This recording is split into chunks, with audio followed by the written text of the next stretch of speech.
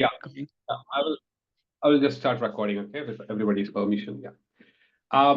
First of all, a very warm welcome to this session. My name is Rahul, and I am currently serving as the Deputy Director of IIM Alumni Association for Continental Europe.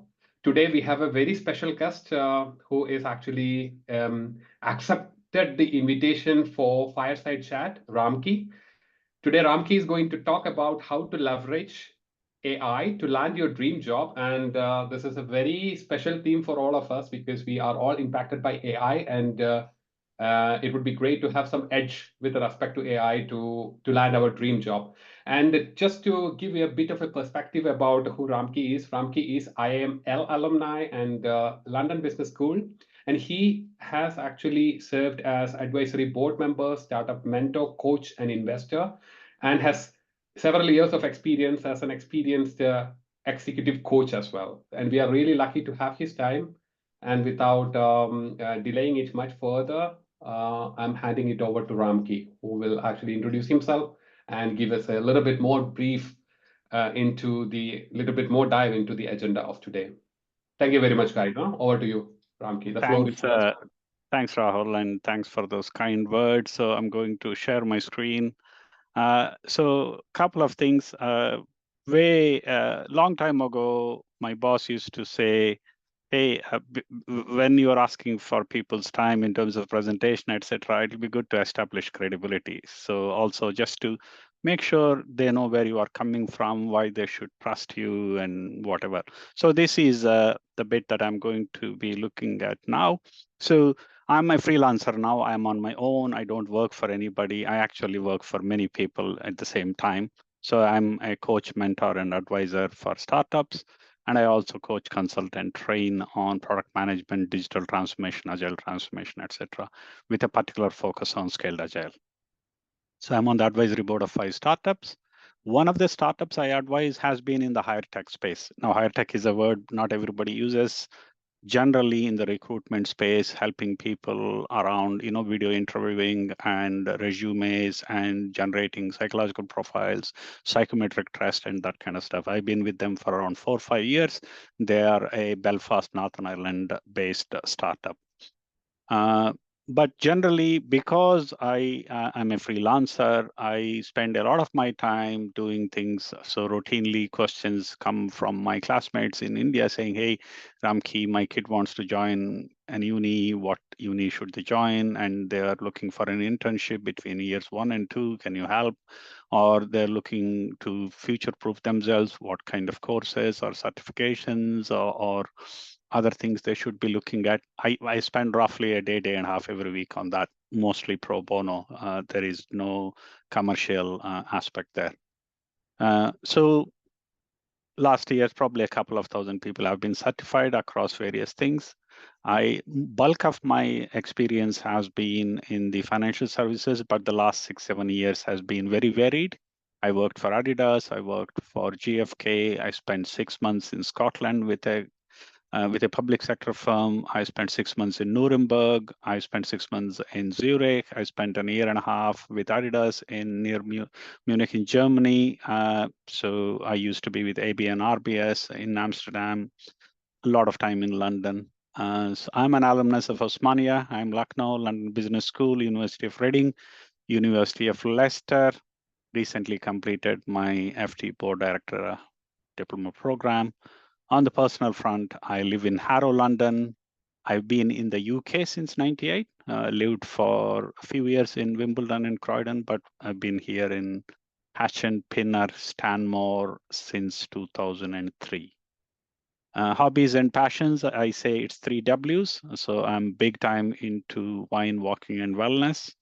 So I travel widely, more out of fun and passion. There is no, again, commercial interest there. And I walk a lot. We have a walking group here in London, around 70, 80 people. We regularly arrange walks and into mental and physical health and that kind of stuff. Okay, so that's that bit done. I'm now going to jump. So in essence, I have been either hiring people or I've been hired myself. Since I've been here for a long, long time in the UK, So I've been tracking generally in terms of how the industry has evolved, et cetera, et cetera. And of late, I've been again looking at using aspects of AI to help some of the startups. We recently, one of the startups launched an AI customer agent, and some of the others are getting into that space as well. So with respect to today's, I just want to make sure, one of the presentations I read very earlier on in my career is, whenever you are going to give a presentation, follow this. Tell people what you are going to tell them, then tell them what you have told them. So always remember that. So I'm going to tell you what I'm going to tell you first. So broadly speaking, what's the objective?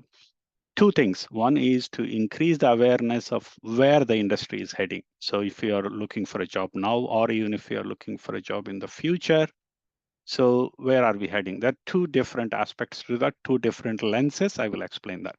Once you know that, then how can you use that knowledge to increase the chances of landing a role if you are going to look for one now or immediately? But in terms of the how, there are a lot of tools and techniques out there that are likely to help you. One is probably will give you an advantage over others who are not using it. Second, the awareness itself will enable you to reduce the number of mistakes you make. Specifically, when I come to discussing ATS, I'll tell you why these kind of things matters. So one, you can reduce the number of errors and mistakes. Two, you can increase the chances. So together, being aware of what's going on, being aware of the tools are likely by default, if you are able to use them properly, increase your chances. And agenda, state of the hiring market, how have hiring practices changed? So I've been here since 98. I can tell you how things have, but the focus is going to be more around what has been happening since 2018, 2019. This is a broad agenda. I'm not going to read it out. I'm actually going to cover it. Essentially, what are the various things, either using AI or using a regular way of doing things, that you can do better to develop either a career path or land a job? And finally, wrap up in Q&A. So in terms of Q&A, I'm not going to suggest we wait until the end. Sometimes people forget. Sometimes actually we can develop a question into something else. Please ask away. Unmute and ask as and when you have a question. You don't need to wait until the end, or you can type it in the chat. I would prefer you unmute and ask, because then I will know. Otherwise, I might be focusing on the screen and I might be getting carried away. If someone sees something being mentioned in a chat, do put your hand up and let me know, or perhaps Rahul can do that too. Okay. So I've been looking at this kind of stuff for the past few months and years. In general, AI will impact you in two different ways. One is the person at the other end who is going to hire you is going to use some form of technology, automation, maybe AI, maybe not AI. AI is a fancy word everybody uses, and sometimes it's as basic as using technology, simple technology. Nevertheless, people you are going to reach out to get a job are going to use technology, and you need to understand how that technology or automation is being used for you to do the right thing. Okay, so a good 2/3 of the people think it's very or somewhat likely that some form of AI will eventually replace human hiring managers. So if you are in the HR space, something for you to think about. If you are applying for jobs, something to think about, saying, I'm not going to send my CV to an agent, I'm going to send it to an engine that will look at. What does that mean? How does that engine evaluate? And you need to increase your awareness of that so you can get better at it. The third thing is generally it's being used for early screening. Sometimes it's the only thing that they use, meaning they've completely eliminated possibly people-related aspects. And sometimes they use it towards the end, perhaps interviewing, etc. Different people have been using it differently. It'll only increase. It's unlikely to decrease. Having said that, there is a lot of concern around using AI and AI-related aspects, particularly around diversity and biases and various other things. So we are not going to be talking about it, but I just want you to be aware that there could be some challenges in terms of lawsuits, etc., that may come up. There could be some challenges from a DA perspective that may come up with respect to AI end use. So let's look at one particular use case. And this is actually 3-year-old. So there is a company called HireView. Around 2021, almost 700, 800 of the top 5,000 firms were using them. So essentially, they used to scan your CV and whatever for the words, and then arrange video interviews. And then they used to record the interviews. And depending upon the words you used, how you expressed yourselves, your facial expressions, they used to literally analyze and then sort of select you or not select you and give you a score, like an employability score. And their argument, and actually as corroborated by Unilever. So most of us within the IIM field would have known about Unilever. It used to be the #1 choice when I graduated out of IIM Lucknow. Not so much now, it's perhaps consultancies and banking, but still Unilever is regarded very highly. So they've saved tons of money. There are other people who have mentioned that they have also cut short the time it takes to hire people. Their retention has been higher. Their costs were 80-90% less. But on the other side, people are arguing, no, this is actually eliminating genuine people. But AI experts argue that because it's an engine, it doesn't have a bias, like a human bias, whether in terms of color or age or gender or anything, it actually makes a better decision. Not juries out there. So we'll have to see how this is going to work. So in terms of overall trends, US, India, and a couple of small number of countries are the ones which seem to be expanding. I mean, everybody is going to hire, but many people are firing as well. So net hiring, I think, only in a few economies. But funnily, within India, the tech hiring is actually negative this year. So up until last year, the word is that the top 5 firms, Infi, Wipro, and TCS and CTS and the top 5 firms used to hire roughly 270,000 or so per year out of engineering colleges and other colleges. It is going to be less than 180,000 this year. So almost a third of the jobs have gone away from campus recruitment in tech. You would have seen in WhatsApp, IIM Lucknow struggled towards the end. I think they just about managed to get all of them placed. IIT, I think Mumbai or Chennai had a problem as well. So we are starting to see a different, in some areas, the hiring is very strong, but campus recruitment is getting affected. Tech recruitment is getting affected. The number of people who have reached out to me and many of my classmates about their kids in the US not being able to land an internship or a job, particularly in tech, is phenomenal. Never seen anything like that. So tech job, very, very tough. If you are in the field of AI, that's fine. Unfortunately, what seems to be happening is if you take 10 CVs, all 10 of them will say data analytics and engineering nowadays. So people are going crazy to figure out who to hire, who not to hire. So maybe that's also some of the reasons why people are starting to use automation. So AI a little bit, data science engineering, if you have some experience, cybersecurity, cloud transformation, etc., are okay. But if you are a regular project manager or a business analyst, the market seems to be very tough out there, even in UK and the US. There is a lot of reference. I've been reading some of the reports around hiring, etc., skill-based hiring, meaning people are not necessarily thinking too much about experience. They want to match the skills needed for the, so don't hire into a position, hire the right kind of skills with the right attitude, and then take them. When I started 15, 20 years ago hiring people, the advice to me by my bosses was hire for attitude, not for aptitude. meaning get the right person and you can always teach them skills, particularly at the early stage of their career. Seems like we are going in a different direction now. So key message: on one hand, employers are struggling to recruit, and on the other hand, candidates are struggling to get hired. I routinely follow, just out of curiosity, in LinkedIn, I see some roles within a span of advertised 8 hours ago, more than 100 applicants. I don't think they actually give the number above 100. Maybe there is a cap. So within an hour, 30, 40 applications. Within a day, more than 100. There is not much of a chance that a recruitment agent will literally go through each of their CVs. They will just put it through a system called ATS, which I will describe very, very shortly. So anything there so far? Any questions?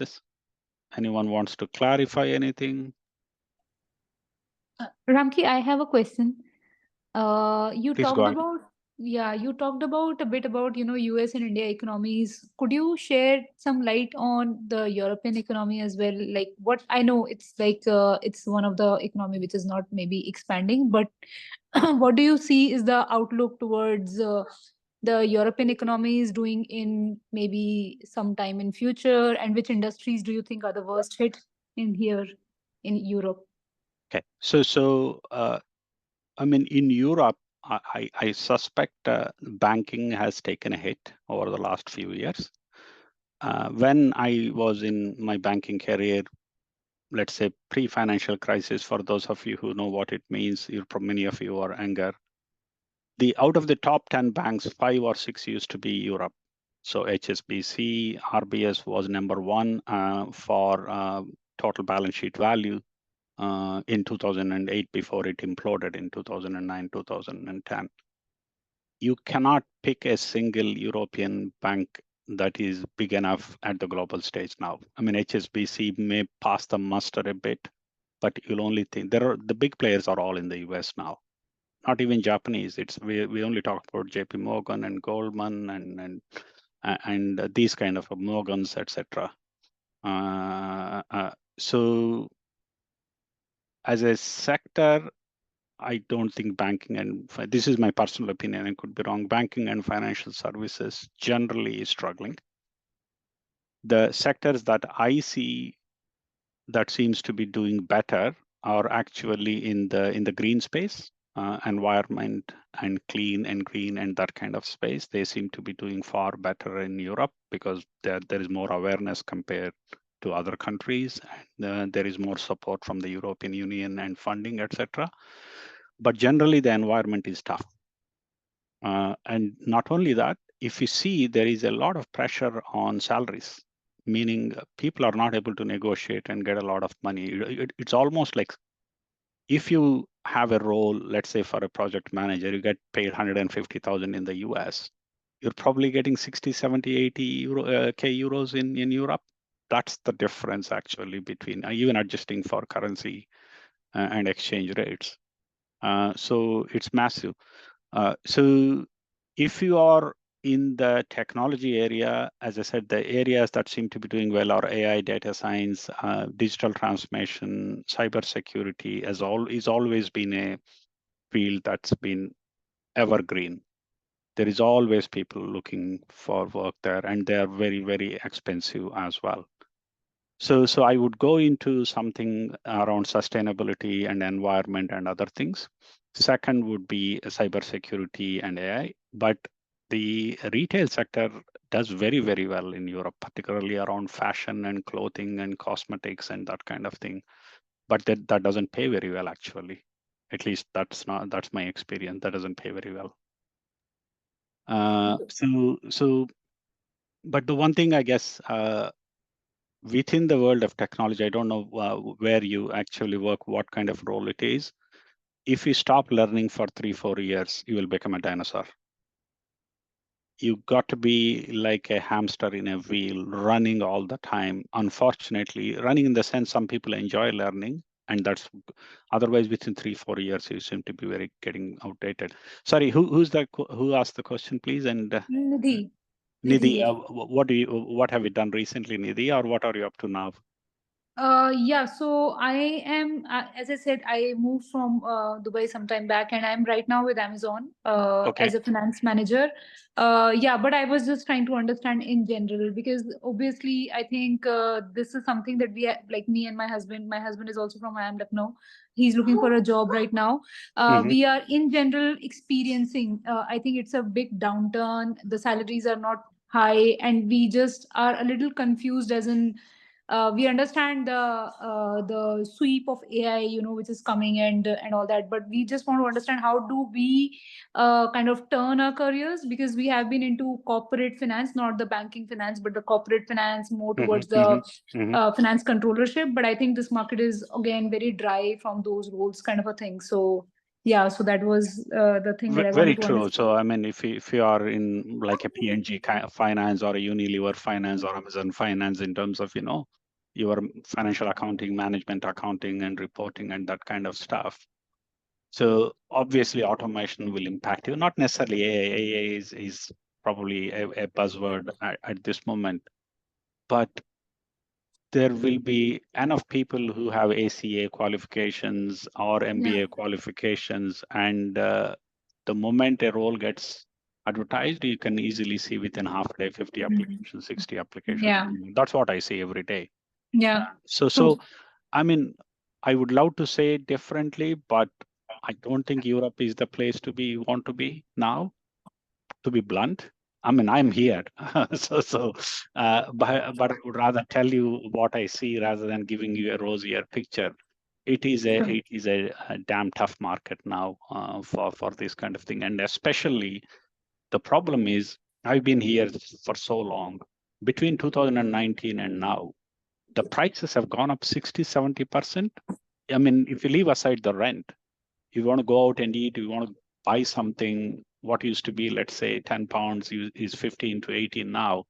And the fact that your salaries haven't caught up with that, meaning you're actually negative in terms of adjusted for inflation. Your pay growth has been negative in many industries. Yeah. Okay, let's go through the rest, and I'm hoping that'll help you. That's the whole idea about this. Okay. Okay, so if you look at the next set of trends, more specific, more micro, what I've given is the macro picture here, is most resumes are no longer being reviewed by people, not by recruitment agents, not by HR people. They simply haven't got the time. And also, even if they had the time, the tendency would be to replace 3 people with 2 people and let automation run, because there is pressure on the hiring agencies as well in terms of cost pressure. So everyone wants to optimize. So they will just go through a system unless you are being headhunted. And that's a fantastic position to be in. Most of the time, it'll go into an engine. ATS, application tracking systems, are everywhere, pretty much. Unless you are going to a small firm, etc., they're everywhere. Between 40 and 50% are using some form of AI automation video interviewing for hiring. So there is, I think there might be even a clip that I've included. There are a ton of AI tools and platforms helping both firms and individuals. As I said, there are 2 angles to this, or 2 sides to this. Literally speaking, there are 4 players in the market. There is the candidate who wants a job. There is the firm which is willing to offer the job. There is the agent in many situations, not all situations, who is in the middle. And there are the firms who are selling AI and hiring tools. These are the 4 different players in the market. You got to understand what the other 3 are doing if you're a candidate to be able to make sense of and gain a foothold or advantage. Okay, so broad steps. So in terms of what you should be doing, you may be in step 2 or 3, but I will start as if you are starting to look for a job. There are a bunch of things you need to do before you start looking for a job, looking at job ads. And in fact, this is bulk of the work that you will end up doing. And in the next few sections, I will elaborate each of these sections. Second is, how do you find jobs being advertised, or how do you get access to the jobs, even if they're not advertised? Sometimes they are word of mouth. Sometimes they come into places like an IIM Europe WhatsApp group and whatever. So how do you apply? Third, interviewing. What is happening there and how can you gain an advantage there? And fourth, assuming You landed a role, and that puts you in a fantastic position. How do you negotiate salaries and things like that? What's the benchmark? Where is the industry? What should you be looking for? And that kind of stuff. If you do have time, for those of you in the UK, I'm happy to cover a little bit about how to set up your own company and things like that. But only if you have time, or I'm happy to take it offline and we can talk about that. So first thing we will cover about before you look for a job. Broadly speaking, there are 4 things the way I see it. There is the job that you are looking for, which says these are the skills that are needed. First, you need to figure out what kind of jobs you're looking for. It may be one, it may be more than one. So for somebody like a program manager, they may be willing to look for a job as a senior project manager or a project manager or a program manager. These are the titles. So you got to be aware of those titles. Then what skills do you have? And what skills are in your CV? It's surprising that many people don't actually include all the skills they have on their CV. So that's the bit you need to be careful. And what are the skills needed for the job? So you somehow need to look at all of these 4 and bring them together. And historically, this is how people have done it. And that's why I call this the non-IA version. I've done it for years. If I was looking for a product manager job, I literally used to go to 3 or 4 job boards, download the descriptions of the roles for product manager from all of them, literally put them in spreadsheet column next to each other and compare and see what are the most asked for attributes and skills and experience and qualities, etc. And then I used to make sure my CV reflects those. These were the times when people were actually looking and reading stuff. Even then it mattered. So first thing is you go in, figure out what kind of jobs you want. Then you look at the job descriptions to identify the skills, the attributes, and experience that the firms or recruiters are looking for. Then you amend your CV to reflect the, I don't mean to say you should lie, but sometimes we miss articulating this. And normally I create a different version of a CV for a different role type. And sometimes even for the same role, if the ask is different, then I go for looking, because a project manager in a bigger organization or a government organization compared to a project manager in a smaller organization will be very different. A equity analyst in a big bank or a buy side or sell side will be very different. So you got to be thinking about that, and don't have one generic CV and send it. You are unlikely to land anything, not even an interview, unfortunately. You got to have multiple versions of your CV. Then if I actually take you to, okay, where is this? Okay, so I was messing about earlier on. So if I go into the jobs place, okay, so I just clicked on something randomly. This is a role called an enterprise agile coach, something very similar to the kind of Ramki, sorry to interrupt. Are you sharing something else other than the slide, the non-AI version? Okay, 1 second. Yeah, I think you need to change the share screen again, I think. Okay, 1 second. I should have, okay, share the entire screen. Okay.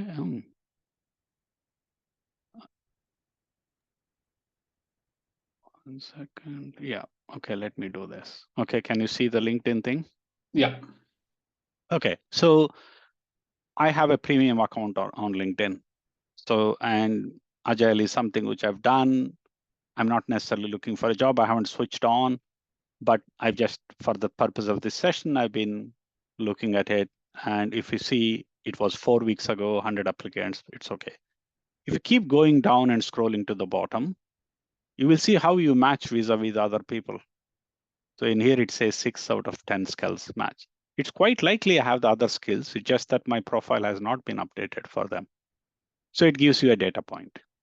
And then it tells you how you compare with other applicants. There are 199, one applicant, whatever, seniority level, education level, where they're coming from. All sorts of data is available. So you got to be paying a little bit of attention and time to assess where you are and what is it that is missing here. It may be that this job is not something which is very suitable for you, in which case it's okay. Or it may be that in this particular instance, you got to go and update your CV. Okay, so it says top jobs because it's picked up. So routinely, if I go in and pick something up, I have shared some. Okay. Okay, so everywhere you get this one. So you will tend to get what are the skills being asked of 7 skills missing on my profile. There is very little chance I will get this through if I don't mention this in my LinkedIn profile. Okay, so that is just one example of how you can rely on analytics and comparison.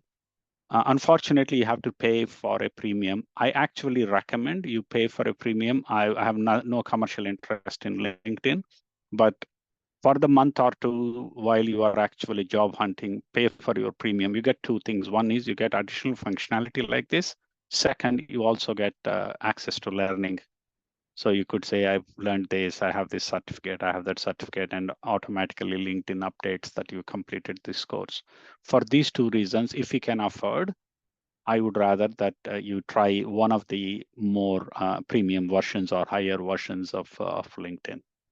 Ramki, I do have a question here. Go ahead. So this means that in case a candidate is not updating his LinkedIn and the recruiter is using LinkedIn to actually recruit somebody, then if the skills are not matching, the recruiter will also get, right? I mean, get a feedback, okay, according to the LinkedIn, 4 or 5 skill sets are missing from this candidate. Is it so, or LinkedIn doesn't interfere in this matchmaking? So it's a good question. To be honest, unless you have some special skills and this is a role that they cannot fill, they simply haven't got time to reach out to you. It's been a one-way street. It's like you reaching out to them and then they having a look. So the market seems to be completely on the employer side, almost for 80% of the roles.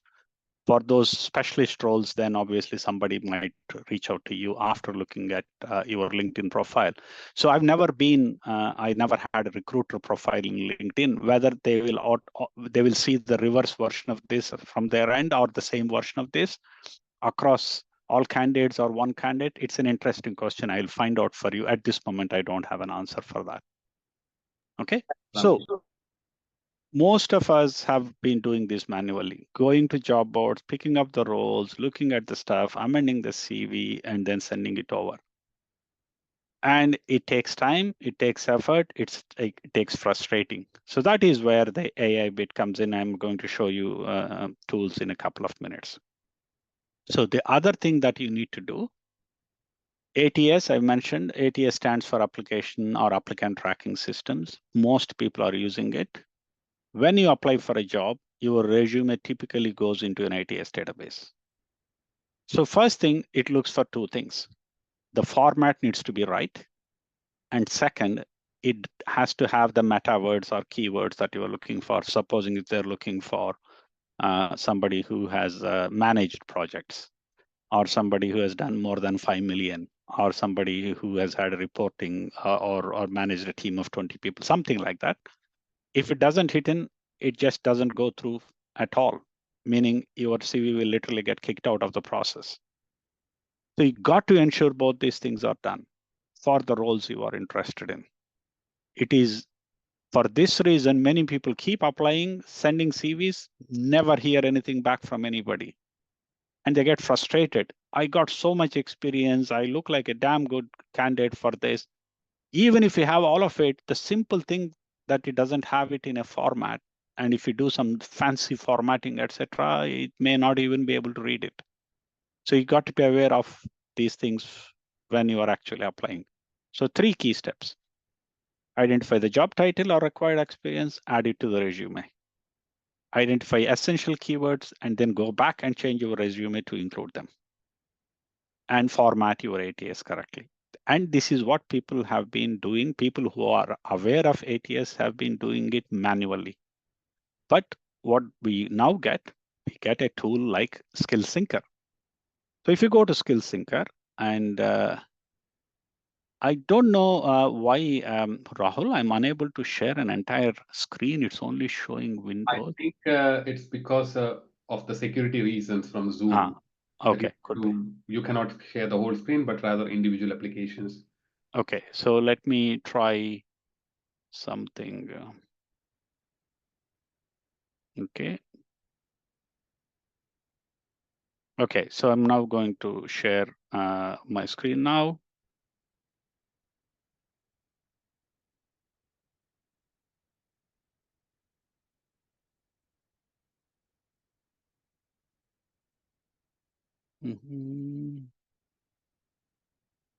Okay, job hunting, where am I?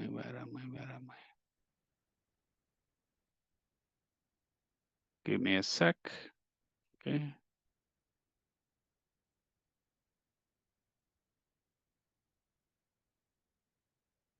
PATS resume scanner.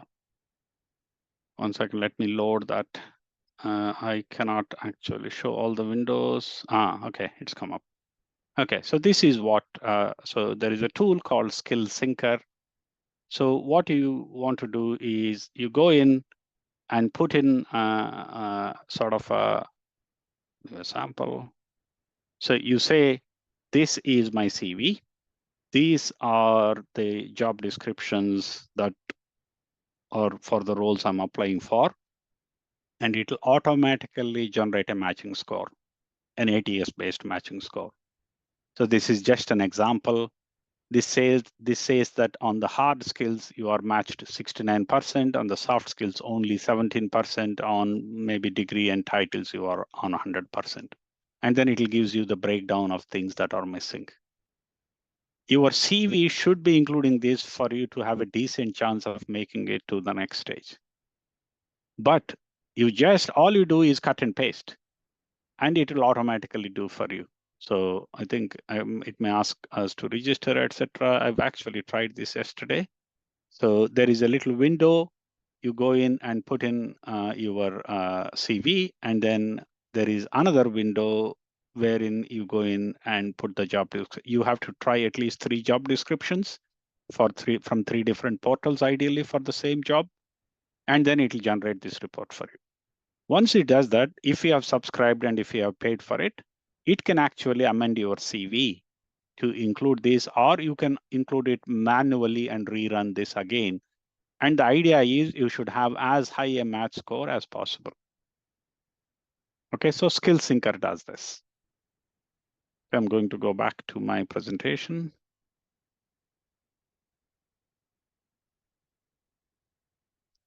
So you may have to invest in 1 or 2 of these tools to be able to actually use them, or there may be a trial period. Give it a go. Again, I have no interest. I have no commercial arrangement with any of these tools. It's just that I did some research and came across. So upload your resume and search the web for a job that include 3 descriptions, and then it automatically gives you. Okay, so I strongly recommend you do a version of this. There are other portals as well. I'll show you. There is something called Job Scan, which does this. There are many other tools. This is the starting point of your job hunting. Okay, and you can run this as many times for as many jobs. Like if you're applying for 2, 3 different types of roles, make sure you have a CV for each one of them. Don't go with one CV. Either it'll become too bulky or it'll become irrelevant. Okay, so you get the score, then you get the missing things, which you can go back and include. Okay, so what this helps is to get you through the gateway and get you through the door into the room. There is no guarantee after that you will get it, but you won't be kicked back. So you will pass through step 1. If you have not been familiar with, if you've not been doing it, you are literally banging your head against a wall.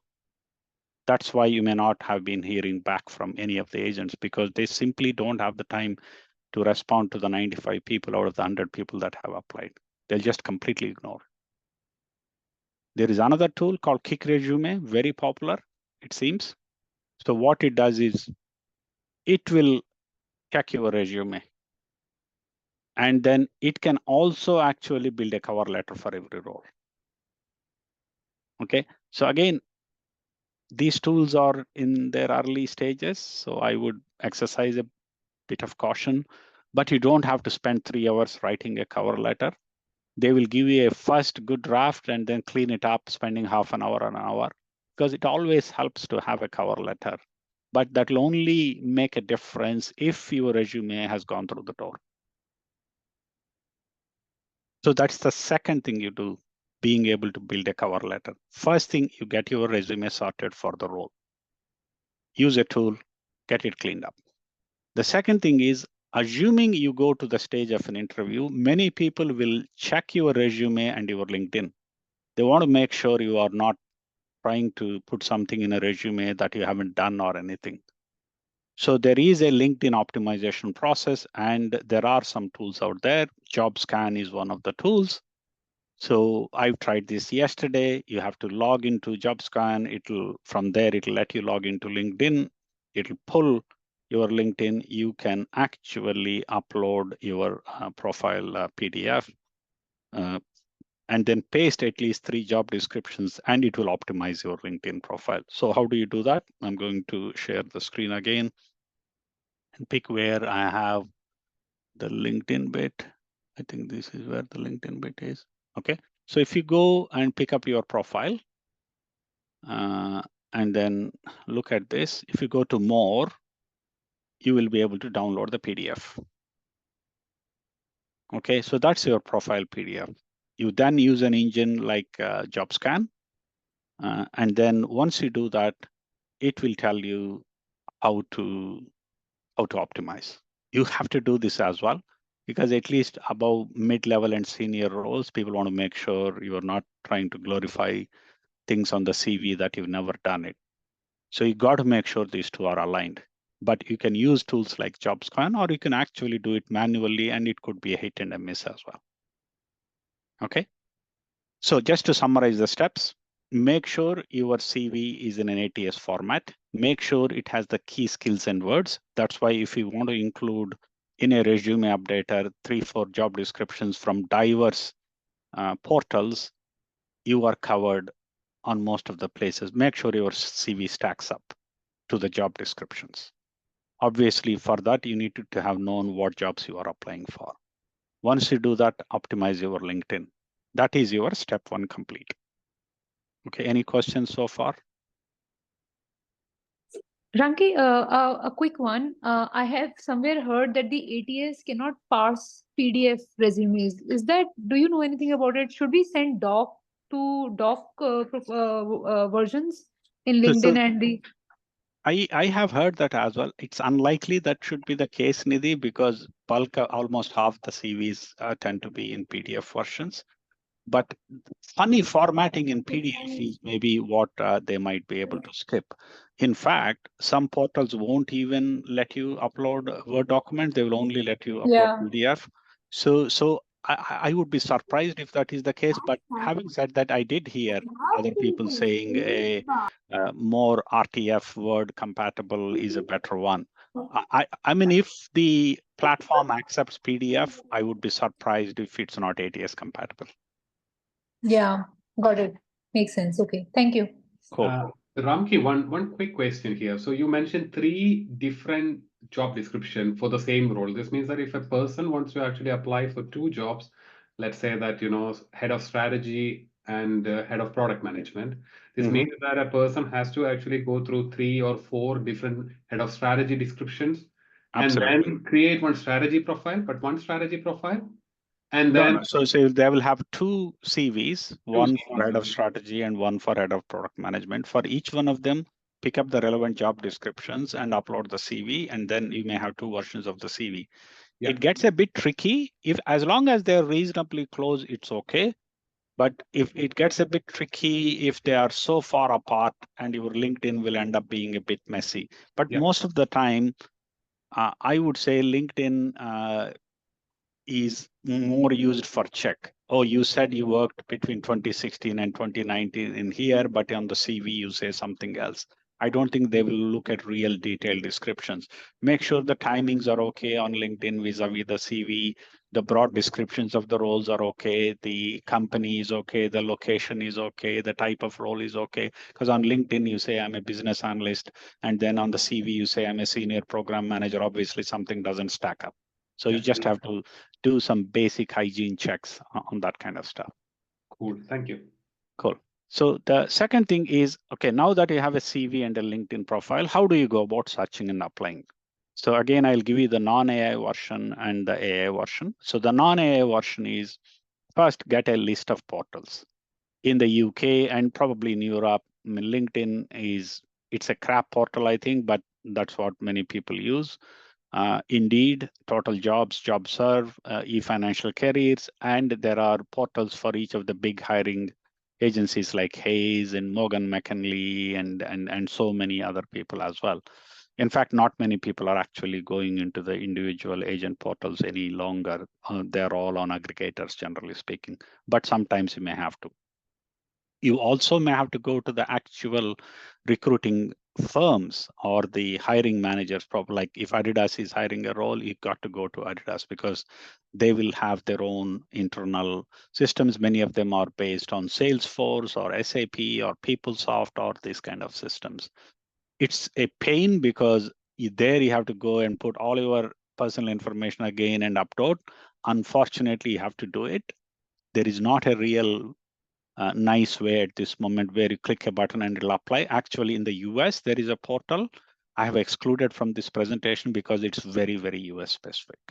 But in Europe, unfortunately, actual hiring managers portals, you have to go there and do it. So look at a list of job boards.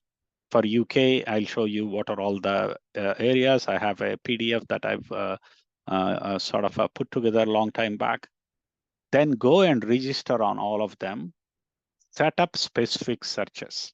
Like, as you said, if you're looking for head of strategy or strategy lead or 3 or 4 titles, or head of product management, senior product manager, product director. So these are the kind of titles. You may end up setting up 6 searches. When you set up the searches, be very clear whether you're looking for a contract role, freelance role versus perm role. Because there is no point you getting a perm role job advert pumped to you when you are only looking for contract roles. So make the searches as specific as possible and ask for immediate alerts. Most of these portals will give you the facility to send an email. Sometimes they ask for a daily summary. Sometimes they give you an option for a weekly thing. If you are really looking for a role, click the one that sends you ASAP, because sometimes the agents will stop and remove the role once they get a number of applications, and you got to be ahead of the curve. So obviously there will be an email on your CV and most of it.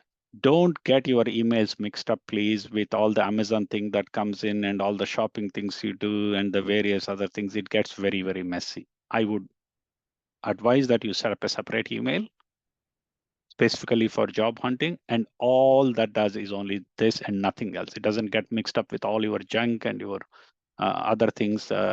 Like you won a lottery of 1.5 million, so it gets very, very messy. Set up a separate email. Just streamline it. Use that on your CV. Use that on your LinkedIn. Period. Then historically, I used to have a spreadsheet or a Word document where I used to track this job I applied, I got rejected, I got accepted, I got first interview, I got second interview. Very manual process. But you got to be thorough with this as well. And so the AI version is, if you go to places like JobScan, I will find out where JobScan is. Okay, so I'm going to unshare and reshare. I think it is this one. So this is another portal called JobScan. So they have a bunch of products. They have a resume builder, they have a job tracker board, they have an AI resume tool, they have a LinkedIn optimization tool. So all sorts of things. This is reasonably comprehensive. But what you can do there is actually start to track your jobs. Okay, so you can keep adding the jobs. So what they have come up with is a browser extension or a plugin. So you go in and install on your Edge or Chrome or whatever, and then as and when you go to a page, you click on it, it automatically keeps tracking that. So it avoids you having to put it in a spreadsheet or whatever. Still, you have to keep an eye on the emails. Okay, so it replaces your spreadsheet or Word document, it also has categories saying I've applied and I'm waiting for a response, I've been interviewed or I've been rejected and that kind of stuff. But a lot of that communication comes via email, so keep an eye. So it does reduce your manual effort in terms of having to keep a tracker. So look at JobScan, look at what their offers are. So they have extensions and you can plot your progress, you can organize your job searches, etc. As I said, in the US, they've come up with something where you can actually apply from a single portal. Again, it's a bit of a hit and a miss. In Europe, I haven't seen anything. Not that it's not there, at least I have not come across personally. So this is how you do it. This is your step 2. Step 3, interviewing. There are now a massive ton of tools for interviewing. They are so good, they will give you, they will generate questions for you that you will have to answer. There are coding related interviews if you are into tech. And there are some portals which will ask you questions and you have to respond on the video and they will analyze and tell you how well you've done. This space has matured reasonably well. And so one of the portals is called Huru. Okay, so they'll give you questions and then you will immediately get feedback and then you get better and then you can do video interviews, you can do simulations, you can get more and more practice. Fantastic choice of tools. I'm going to send you the pack via Rahul anyway, and there are more tools as well. So this is a pretty good place in terms of maturity at this moment. But again, multiple portals. Unfortunately, they're all fragmented. You go to different places. The 2 portals which seem to be doing a bulk of these are Kick Resume and JobScan. Okay, so that's the 3rd step: interviewing, preparing for interviews, getting mock interviews. Also, let us say if you are interviewing for a product manager. So in the IIM Europe group, just post in. So Ramki, sorry to interrupt. I think we are still in the job scan, so probably you have started sharing the presentation or. Okay, 1 second. Let me try the. Okay, so this is what I mean. Okay, can you see it now, please? It should say Huru. Yeah. Okay. Yes. Yeah. So Huru and these 4 portals are very, very good. Give them a go. They will be really, really helpful. Some of them are still okay-ish, but many of them. See, you go back to the higher view kind of thing. Many of them are using videos and people are actually analyzing videos. One of the things you need to use this for is not just to answer questions, it's just to know how to behave in front of that video interview process, how to maybe appear calm, how to do it well, and how sort of come out professional, how not to be too stressful.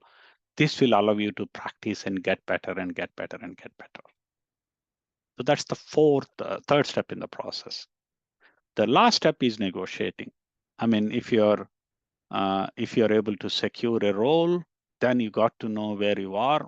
The market is not necessarily in your favor. I'm just being blunt and open about it. But sometimes you may be in a fortuitous position of being able to of being offered an ability to negotiate. So in here we have a couple of portals. So Glassdoor helps you. PayScale helps you. PayScale is used both by employers and employees. If you go to the last of the options here for individuals, you can actually put in some questions. It will give you what are the pay scales. So it will give you options around.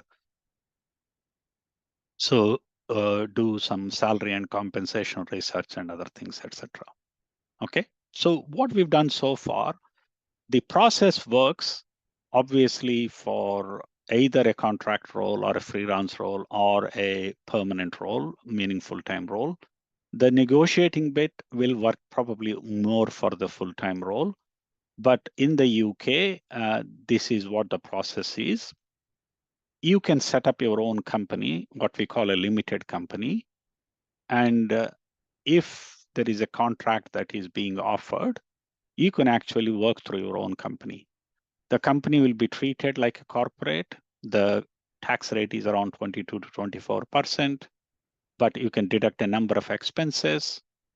You can't take the entire salary that the consultant or you get, like let us say you get paid 500 pounds a day, and in a 20-day month, you get 10,000 pounds. And in a year, you get 120,000 pounds. You can't take the 120,000 out. Most of the time, you can take up to 50, 60,000, some of it immediately, some of it later on.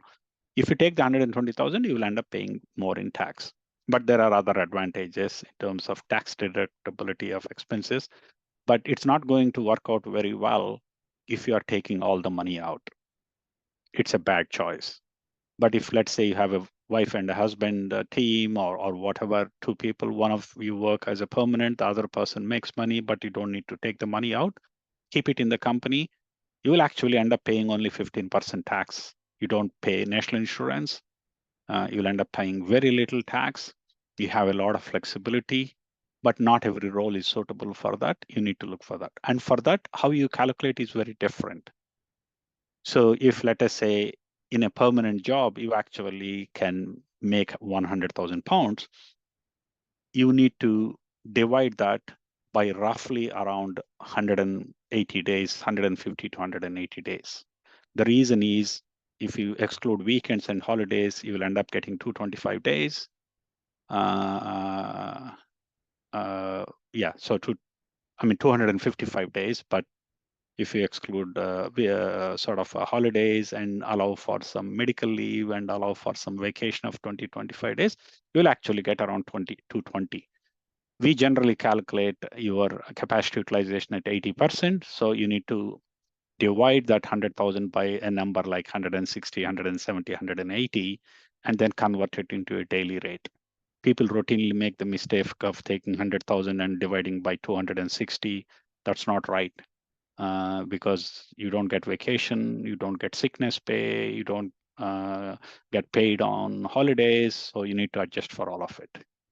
If any of you are in that space, come back to me one-to-one, we'll help you out. Okay, I'll stop there. We have a minute. I'll happily hang around however long it takes.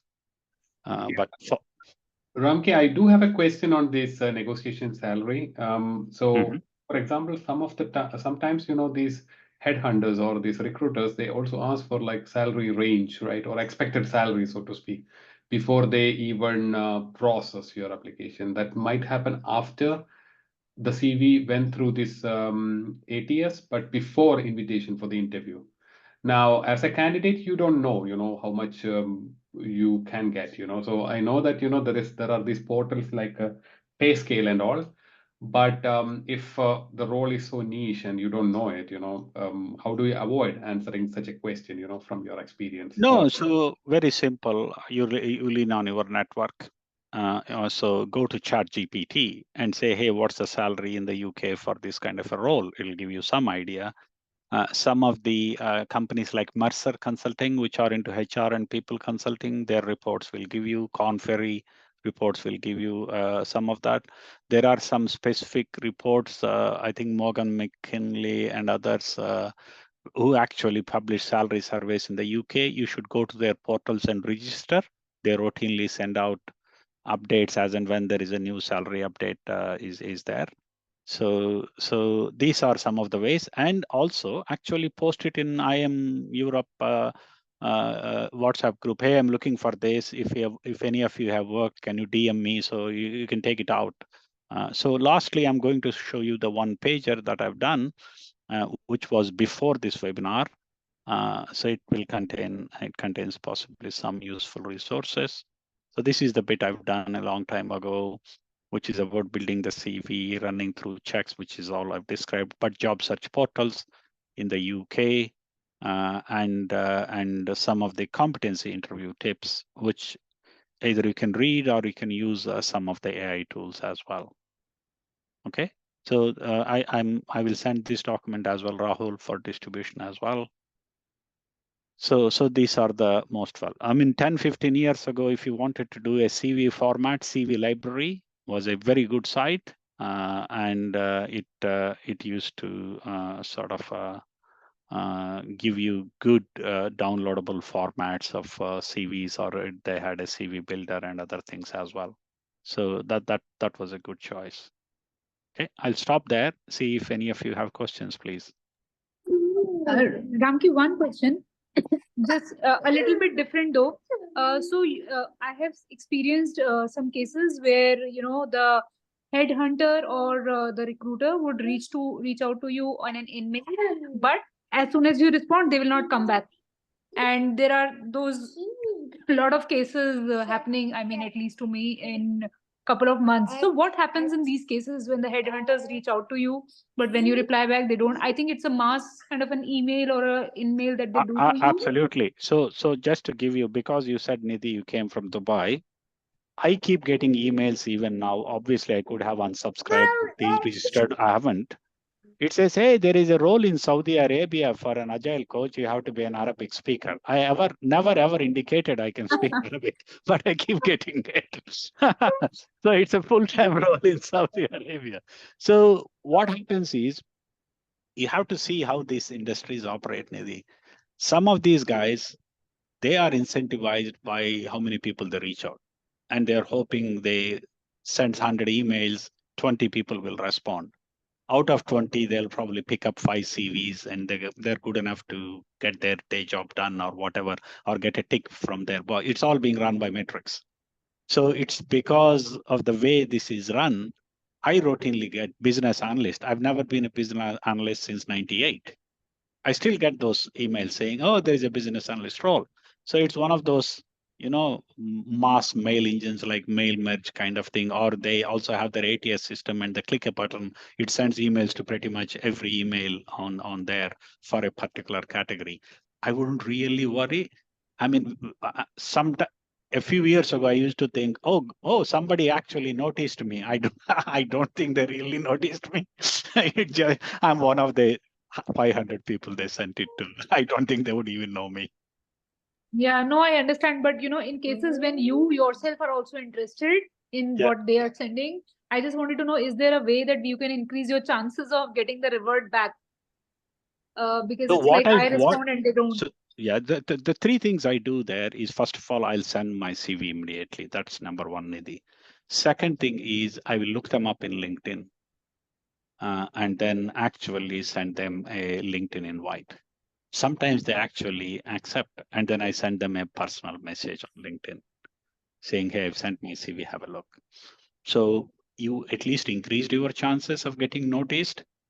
But if they are swamped with hundreds of CVs and each one of them has a target to meet, they have to fill in 3-4 roles, because you need to know how some of these people are actually incentivized.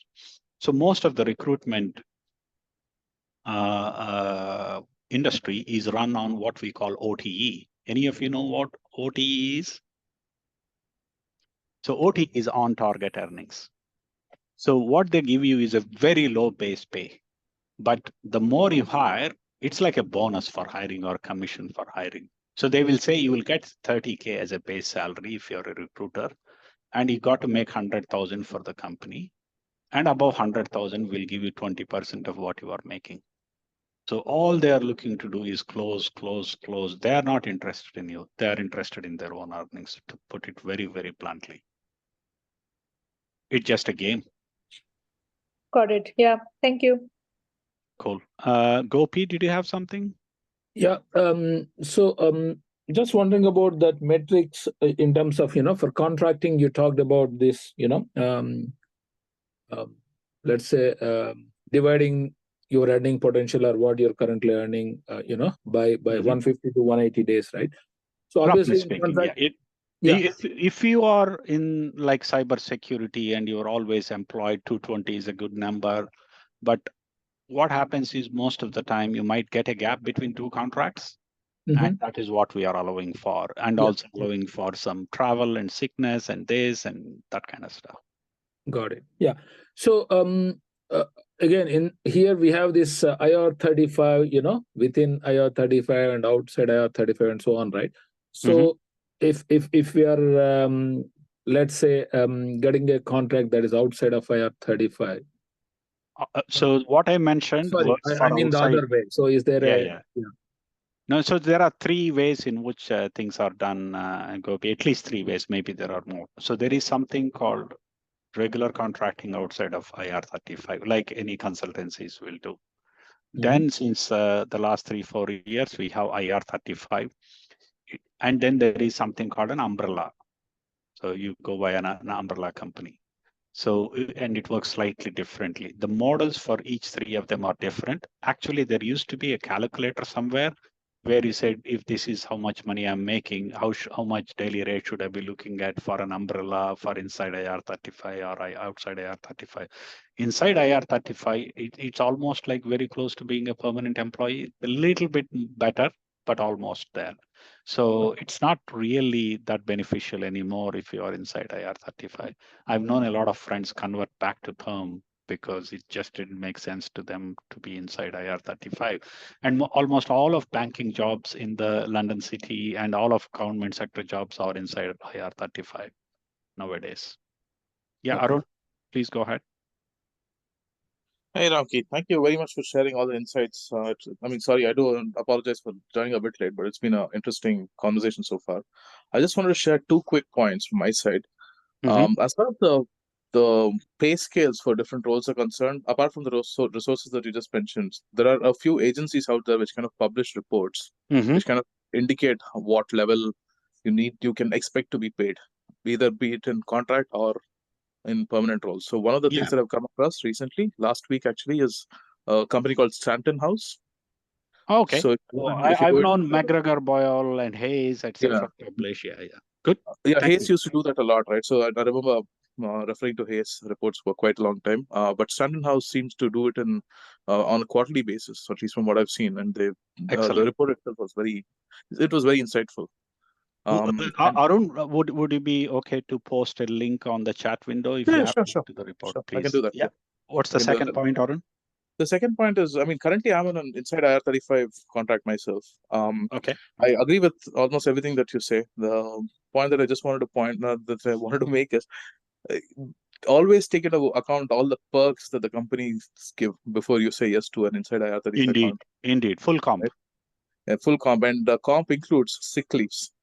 Absolutely. Sick leaves and holidays and exactly. Yeah. So absolutely. Yeah, this is the first contracting opportunity that I've gone on, and it's been pretty interesting. Thankfully, I kind of lucked out where I have. Unfortunately, it's coming to an end. See, if you have gone into contracting, if you never spoken to anybody who's been there in a contracting long time, almost 95% chance you will undersell yourselves for the first time. Right. Absolutely undersell. Cool. Okay. Thanks, sir. Bob? Hi, Ramki. It's a wonderful presentation. By the way, I'm Bobby. So I have one question here, 2 questions actually. One of it is actually how you say like referral, like job referrals and this LinkedIn job applications. So normally, at least for me, I feel like job referrals or maybe referred job listings, that has more weightage compared to the way we normally apply. So what is your experience on that? Second question is that like how if somebody some HR directly post it in LinkedIn, and then we try to, if we have a premium, we can directly go ahead and send by personal message in the LinkedIn itself. How that works? So can you just explain with your experience? Okay, so the first thing, we see quite a few. So we see referrals actually 2 different ways. So I'm part of IIM Europe group, a lot of IIM people there. So what happens is people apply for a role and then they post in the group, hey, is there anybody who works in Amazon as a product manager? I've just applied for a role. Okay, so that helps. So referrals always help, but referrals only help for internal, for roles advertised within their own portal by employers. Referrals won't work if you're going via an agent. Makes no difference. Like if Amazon hires and you go and apply on the Amazon portal, or Adidas hires or Google hires, you go in and apply and you might say referral. What will happen is somebody might take notice and let us say, the hiring manager personally well. Hey, one of my friends has applied, can I have a look? So that initial bit of getting drowned in 100 CVs, you will get out of that mess because somebody is actually opening your CV and looking at it. And that's actually 60, 70, 80% of the work many a time. So referrals absolutely help. No question about it. But remember, referrals won't help if you're going through a job portal. Makes no difference. you need to apply directly to the thing. Agencies don't probably care that much about referrals. The second thing is where a HR manager has applied or a HR person in a company said, I'm actually going to hire, and they've put in an ad in LinkedIn. Obviously, you can click on so there are 3 ways this can work. There is something called easy apply on LinkedIn, meaning you don't have to go anywhere else. You click on it, your CV has already been loaded in LinkedIn, it'll automatically get shared. Nothing further to do. If it doesn't say easy apply, if it says apply button, it will actually take you to an URL, most likely a PeopleSoft or a Salesforce or an SAP HR engine, wherein you have to go fill everything since you were born and spend half an hour filling 67 fields before you upload your CV. Okay, so you have to do that anyway.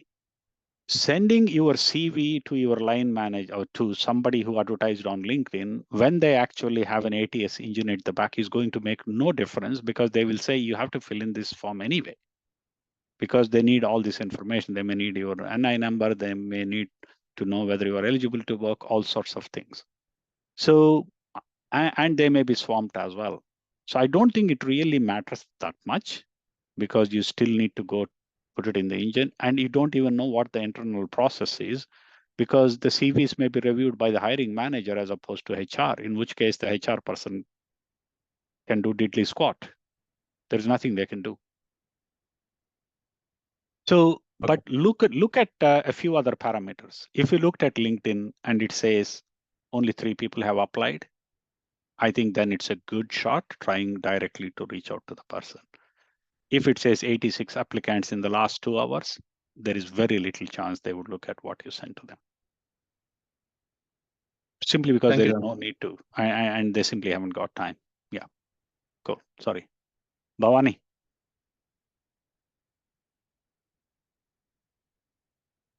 Bhavani, you need to unmute. If you are speaking, I can't hear Bhavani. Can others hear? Bhavani, you are not audible. We cannot hear your question. If you have problems, you can also write it on the chat, and then I can read it out to Ramki. Okay. So while Bhavani is figuring things out, for those of you who have joined, was this useful? Was there anything else I could have covered? Was it what you expected, folks? Would be good to know your honest feedback so we can make it better next time. What do you think?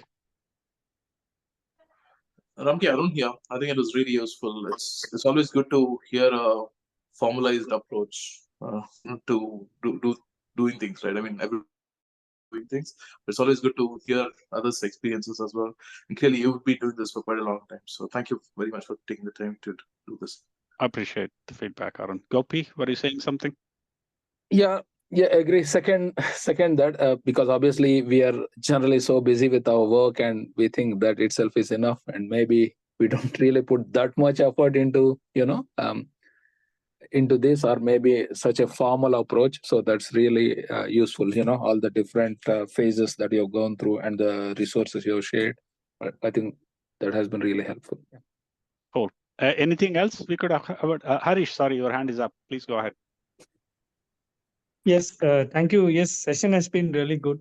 I have a question. So, as you said, I mean, in this age, it like a hamster on a wheel. Every 3 years, we have to start. I mean, at least be learning something new constantly all the time. But I'm from a non-tech background, project manager, mechanical engineering. But how do I choose what to learn, basically? Because there's so many things happening.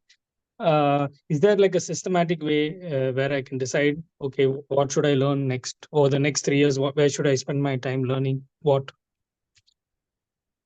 So good question. So there are some places out there. I have deliberately avoided covering this purely because of time, which can help you with career planning, Harish. But let me deviate slightly, and I will show you something. You may have seen this, and I may have posted this within the portal or sorry, WhatsApp group. So it's going to be totally different. to anything we've seen. So what I'm going to do is share my screen now, give you a different perspective, and then I'm happy to take it up. Okay, so this is what I use. So this is something known as Ikigai. So now, if you go and ask a Japanese Ikigai, they will probably hate this picture, but I think it's a good enough picture for us who are not Japanese. This talks about 4 different things. Things that you are good at, things that the world needs, things that you love doing, because sometimes what you are good at may not be what you love doing. You are lucky if you are able to, and the intersection is called passion. And what you get paid for. If you have a family to run, or if you need to earn for any number of reasons, you also have to look at that element as well. So the intersection of this is very difficult for anyone to be in the center where all 4 of them, for some people, they're so good at something, they get paid, but they may hate their job, or the world doesn't need it. Maybe some people might say lawyers belong in this category. I'm just joking. So it is a framework that you can use.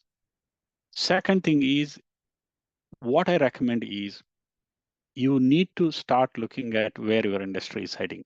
You have an intersection of 2 things, an engineering and a project management thing. So within project management, there is a lot of agile and innovation that is being used. Within your engineering industry, maybe there is a lot of impact through new technologies, etc. So you need to see where the sector is heading. You need to see where your discipline is heading. So you can actually go into meetup.co.uk and start to register on meetups. So join webinars, join meetups, go for networking events. Go into, there are 3 or 4 places I recommend you go and see, literally research your industry and see where the things are heading. One of them is Udemy, one of them is Coursera, one of them is edX. So these are 3 good places for you to go to. I actually go and register myself in portals like Gartner. Gartner routinely has webinars to say this is where architecture is heading, this is where AI is heading, this is where banking industry is heading, this is where the particular thing. So you need a plan for it. And nobody is going to give you that plan. You got to take responsibility of your own, and you got to set aside some time. Just having a plan, you won't be, you will have kids, you will have to take them to football, do this, do that, but you still need to make time for it. Because 1, you will get outdated. Second thing is that creates a perverse mindset. It creates a lack of confidence. It creates an inferiority complex. I'm not suggesting to you as a person or an individual, but we feel we are getting lost. And many of us have been in those places. Got to be ahead of the curve. For that, you need to know, first of all, do any Ikigai exercise, literally take a printout of this page and then start to fill out. The second thing is then look at edX, Coursera, Udemy, and there is one more. I mean, LinkedIn Learning as well you can do. Look for meetups. Look for other places like Gartner, etc. And specifically, you can do some research and it will tell you where it is. And then start to be in there. Even if you are planning to move in the next 2 years, you got to start now. Let me give you an example. So we are in the 55s. So I graduated out of Lucknow in 1992. So many of my classmates are starting to think about retirement. So one of my friends worked the other day, hey, I want to retire this year, but I want to be a prof teaching in IIM Lucknow or somewhere else. What should I do, Ramki? Because I do some coaching or career advice. I told him bluntly, it's too late. If you want to be thinking about your next move, you need to be thinking about it 2 to 3 years ahead, not now. If you want to be a non-exec director, it takes 2 to 3 years to understand what it takes, get some accreditations, get some certifications, build a network, reach out to people, have a plan, do something over the weekends, do something in the evenings. That is how you pivot. It cannot be a binary switch. A lot of people say, I just want to start my startup. Don't do it. Spend some time, evenings and weekends, investigate, dip your fingers in the toes in the water slowly. And then at an appropriate time, when you have managed the risk, at home, then you do it. If you have 2 income families, you are in a better position. Not everybody is in that position either, and they will have a different risk preference. So it's a long-winded answer, but hopefully I've given you something to work with. Yeah, that was really a good answer and a lot to think about, and yeah, something really practical also. Thank you. Thanks, Harish. Ramki, I think Bhavani has pinged us the question. I will read out to you. Can we apply for more than one job in same company? For example, project manager and product manager, when one has already done it before. What would be your take on that? It would go down very badly. You can apply for a project manager and a senior project manager. If you are applying for 2 different, entirely different roles, I don't think people really like it. You may be eminently suitable, but people think you are just gaming the system. I won't do it personally. As long as the roles are aligned, like a senior business analyst, a project manager, it's okay. But if you say, it's like somewhat saying, I want to be a nurse and I want to be a senior consultant, or I want to be a cardiologist and a neurologist at the same time, it doesn't go down very well. So I won't do it personally. So that means that if we are interested in a company, then we should absolutely be sure of the role that we are applying, and then you apply for that one role, and then or aligned roles. Senior aligned. project manager, program manager, okay, they're all the same discipline. But if you say I want to be a Python developer, and on the other hand, you want to be a project manager, it won't go down very well. All right, Ramki. Cool. Shachi, did you have something? Yeah, hi Ramki. Thanks for the session. Very useful tips there. Quickly, I'll just give a bit of a background and then follow it up with the question. I worked with the Tata Group in India for 15 plus years, and my last role with them was doing strategy. I was heading up the global strategy for Tata Communications and so on. And as you mentioned earlier, I dabbled a lot in sustainability, climate finance, and so on my in my spare time, and then decided that I needed a structured program to understand that space more, because I wanted that to be my second career, or the next career that I wanted to play in. So that's what I did. I quit my job, took a sabbatical rather, and pursued a 1-year master's course from Imperial, Climate Change Management and Finance, and worked for about 6 months doing different projects, exploring what exists in the space, and very exciting things are happening for sure.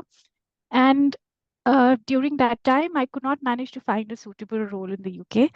However, I had a good opportunity in France, which I took up, which is where I am. I'm with Michelin. But for personal reasons, I want to move back to the UK. And that's where the struggle starts, which is that a lot of roles are available for, analysts and associates. And I did one of those roles with a startup, and I got thoroughly bored because the responsibility is restricted and so on.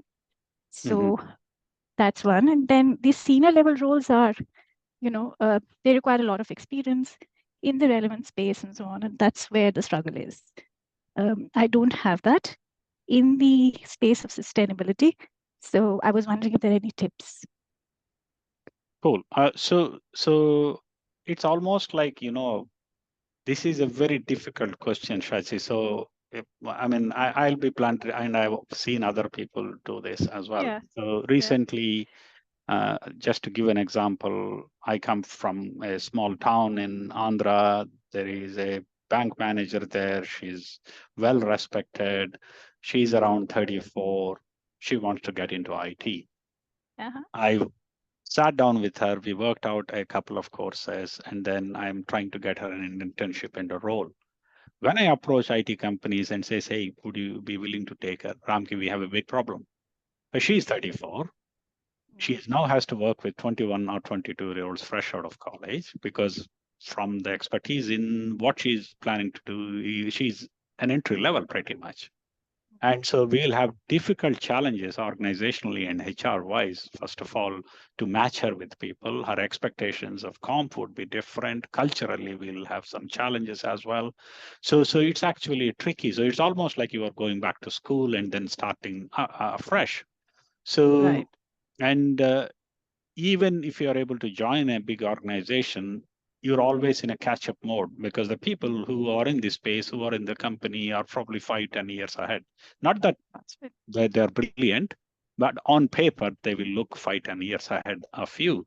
And so you're always starting on the back foot with probably your hands tied behind your back kind of a thing. So my recommendation in those would be, if you can afford it, actually join a small, I mean, not a startup. Startup, you won't get enough experience because you may be doing a number of things. A boutique or a niche or a smaller firm, even at the entry level, sacrificing a lot of pay, could be even pro bono, but really hone in on what is it you want to get out of the role and go for the role and not for the money for the next 1 or 2 years. That's the sacrifice you have to make.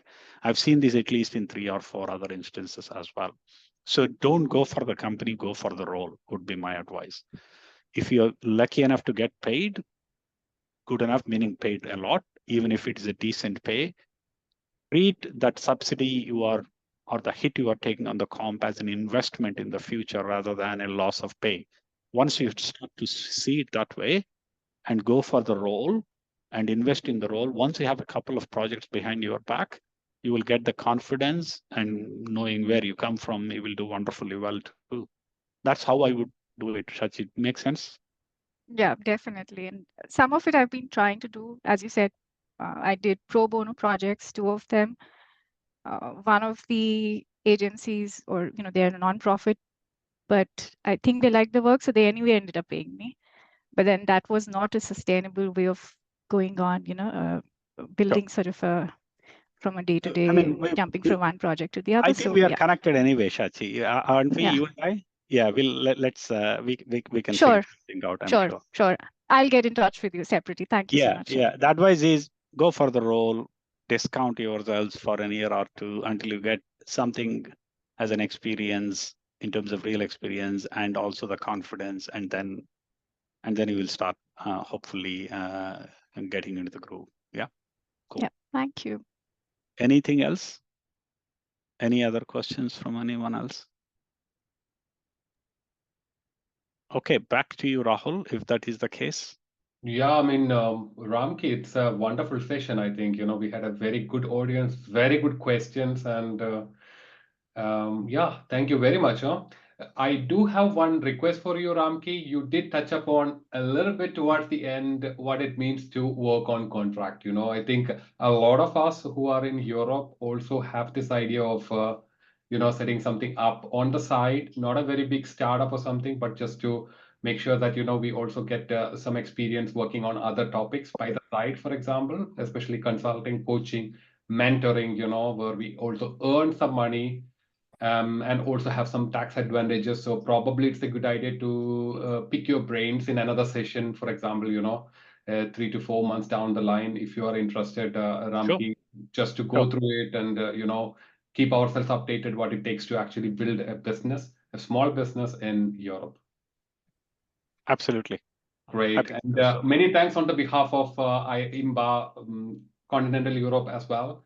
And I'm really glad that most of you found it very useful. Thank you very much, Ramki. And then thanks a lot. All the best. Thanks, Ramki. And thank you, Rahul, for arranging it. Yeah, I appreciate it. Absolutely, guys. Cheers. Thanks, Thank you. everyone. Thanks a lot. Bye-bye. Bye-bye.